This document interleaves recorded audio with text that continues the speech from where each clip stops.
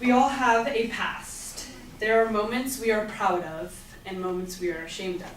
I agree with this quote from Rafiki from The Lion King that states, "Oh yes, the past can hurt, but you can either run from it or learn from it." I have two instances in my life that relate to this quote. One pertains to college and one pertains to loss. The first is college. So I know we were all probably went to high school and went through that crazy time of going through college apps, or you knew that this is where you wanted to come first before the rest of your life, or just want to get your associate's degree.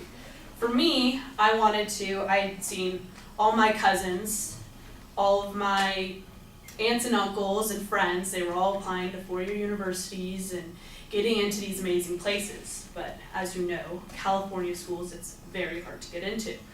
So I was applying, I was super excited, and I was seeing all my friends around me, and they were all deciding where they were going, and I was the last of my friend group to decide where I wanted to go to college. As I've said before, I went to the University of Arizona. That's where I chose to go.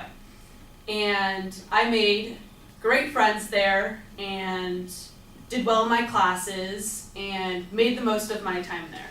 I really liked being there, but I knew in my heart that that just wasn't the place for me. I realized, looking back at my past, that I shouldn't run from the fear of junior college. I shouldn't run from the stigma that people put on it and the fear of what other people were going to think of me.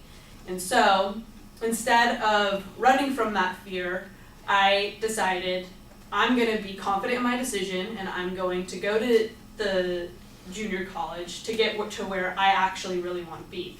So from that experience and from growing, being at the University of Arizona, being away from home, and realizing who I really want to be and who I want to strive to be, I decided to learn from that experience and choose the path that I wanted to choose. Second is loss. So my freshman year of high school, I lost my grandfather to a stroke, and that was a really hard time in my life. I was in the middle of track season, and I constantly was thinking about him in school, in life. I kind of hid away from everyone and really didn't want to be around people. I just kind of wanted to be in my own little bubble. Track was kind of my release. I was doing really well freshman year, and I was fourth in league, going up to league prelims, league finals, but my times after he passed were going down.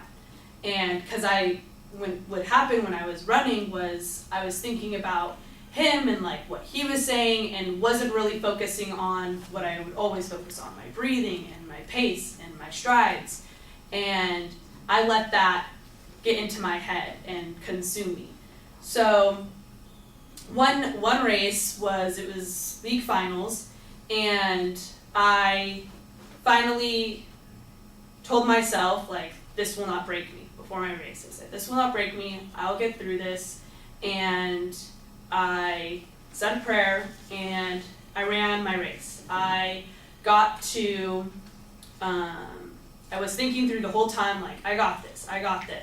And I finally broke my PR. I wasn't gonna let the loss of my grandfather control how I ran my race. And I decided to, instead of running from that pain, learning from it and having that help me through my race.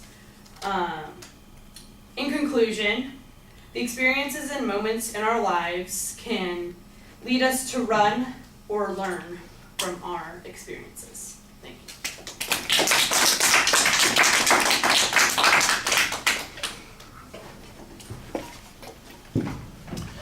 Okay, well, you identified the topic at the beginning. The introduction's okay. I think you could use something a little bit more dramatic as an attention device, but you had a clear purpose statement. There's a pretty solid preview of the supporting material.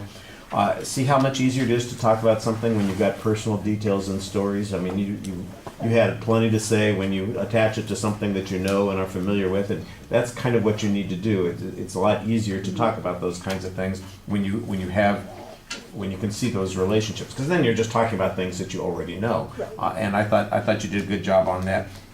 There are a few places where the fluency is a little bit problematic. There's some minor hesitation.